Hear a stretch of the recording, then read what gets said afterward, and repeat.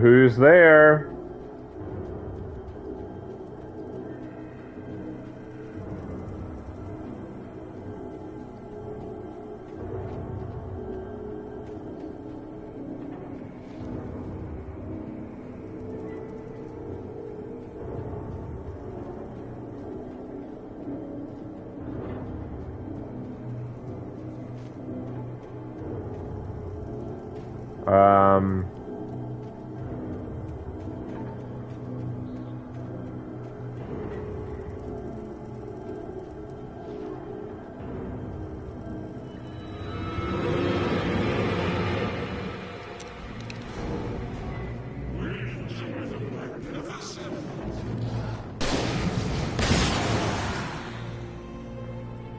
You guys really need to wear some sun cream, you know? It's getting itty-bitty embarrassing. Cabin on Calder Lake? She asked. The sheriff looked at me suspiciously.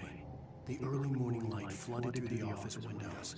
I would probably never have gotten out of the woods alive without her help.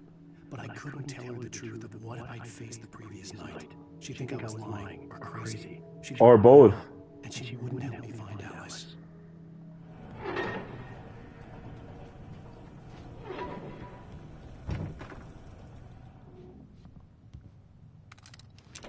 Another shotgun. I can dual wield shotguns now. Bonk. Science. Get out of the fucking way. Those who advance it to elevate all of mankind. Newton, Einstein, Sagan, princes among men. But the price for such a legacy is Sagan. indeed in Night Springs. Tonight's episode, a quantum suicide. A quantum suicide. I think I remember this one. This is the professor, right? Having called a press conference, Dr. Barclay Colvin is about to demonstrate that very courage. Ladies and gentlemen of the press, I am Dr. Barclay Colvin, and I'm glad so many of you could join me here at the Moorcock Institute. Tonight, I'm going to give a practical demonstration of the many worlds interpretation. Oh, yeah. As you can see, this is a loaded 9mm pistol. Yes. It shall be part of a thought experiment. And now, a real experiment, known as a quantum suicide. Did he say suicide? Is that a real gun? He's kidding, right? It's a real gun. Stay calm. There is no risk. No Observe risk. What occurs when I place the weapon against my own forehead. Now, you might think this round is merely a dud. Not so. Observe the flower pot. And yet, I myself cannot be harmed with this gun. With each pull of the trigger, two Why? realities branch off. One in which the weapon didn't fire. Uh-huh. And one where it did. With my machine here, I have ensured that this reality is always the former. I have bestowed upon myself quantum immortality. Oh, yeah. Under no circumstances can this gun kill me. So wait. What you're saying is that every time you pull the trigger, in another reality, you die? Yes, of course, but that's completely trivial. There's an infinite number Right. of things that could happen at any moment, and they always do happen somewhere. The point is, Right. this one thing did You unplugged your machine, not Egypt. happen here. You're insane, Colvin. Insane? Insane? Hey, was this thing supposed to be plugged in? I stumbled on it. You fools! Gaze upon quantum immortality.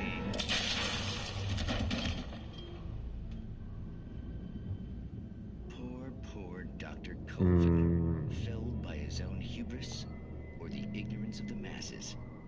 Perhaps he should have left the crate unopened, the decaying atom unobserved. Curiosity often kills the cat. Night Springs.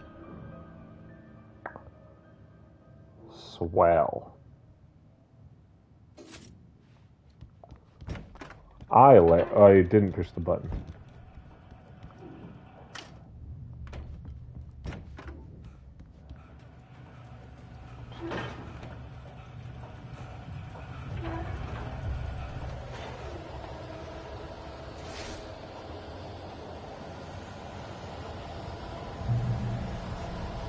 What's going on?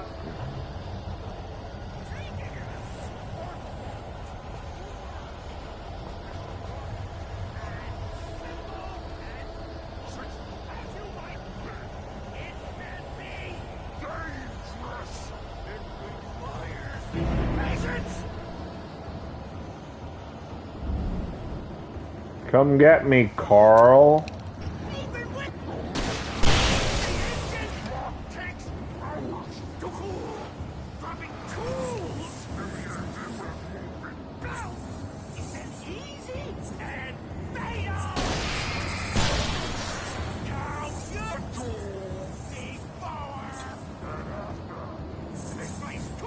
What's up, Carl?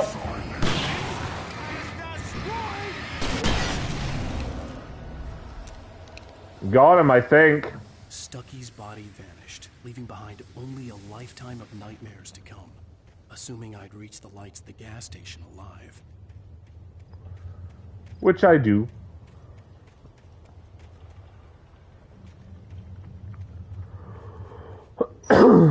Beep boop.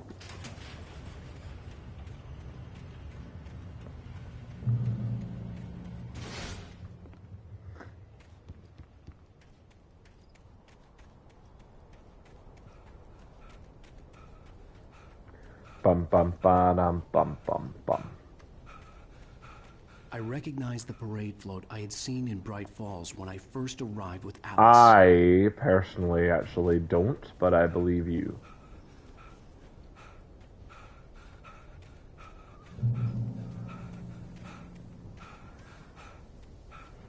How do I get in there? After the insanity I had just experienced here. in the darkness, Okay, cool. the lights of the gas station felt comforting. At least for a moment, the sane world reasserted itself. The sane world. Talk to me. Stucky spat on the garage floor and tried to shake the cobwebs from his head. Ever since the couple never showed to pick up the keys, things had been fuzzy. Something, Right. a feeling caught his attention. Stucky looked up and stared as his brain tried in vain to process the horror before him. He stumbled back, knocking over a can of oil. A black pool spread across the floor while he struggled for a brief moment, then let go as the unrelenting darkness engulfed him. Poor Stucky. The Deer Fest had been 2 weeks away when we arrived. If the day count on the banner was right, I was missing a whole week between the night we got here and now. I do think that losing I had time to get inside the gas station to find a phone is to call for probably him. like the most terrifying instance I can think of.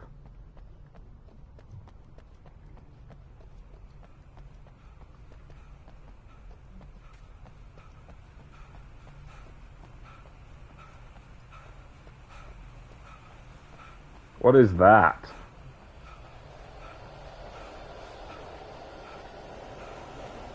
Oh, it's just a turn in the road, okay.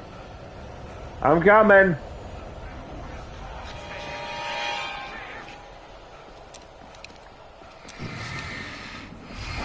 Hey. Thought I missed one of you. Frick.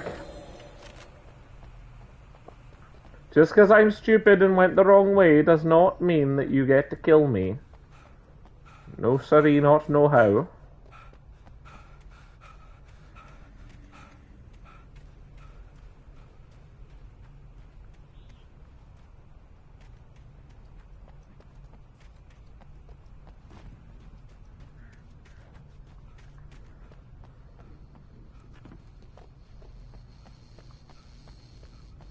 The garage was a mess. It looked like someone had trashed the place, or that there'd been some kind of fight. This is where Stucky was taken. All right. keep writing. Outside, there's only darkness.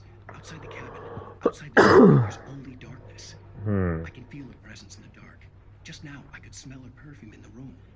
I'll reach her. I'll fix it up. I'll bring her back. The story will come true. If I stop, she's lost. I don't believe this. It'd been me on the TV, talking crazy. Was I losing my mind? Is there even a point to answer that? 15th, 18th, blah, blah, blah.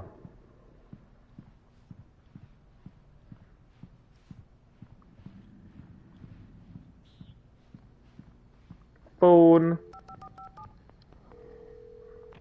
Great Falls Sheriff Station. How are you doing?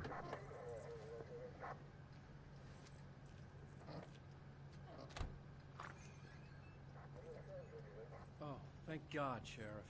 Sheriff Sarah Breaker. You are... I'm Alan Wake.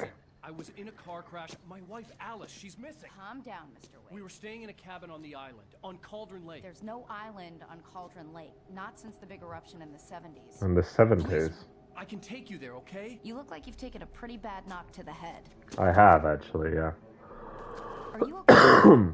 Listen. We'll figure this out. Please get in the car. We'll swing by the lake and then we'll go to the station.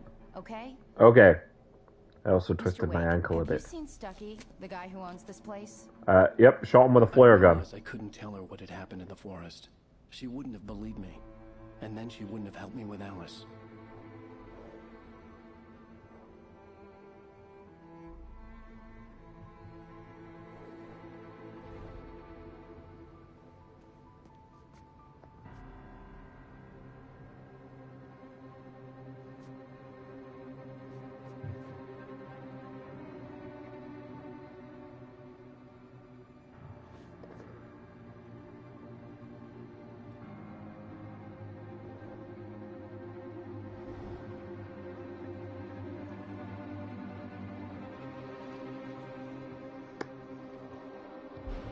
How did it do that during the day? Okay.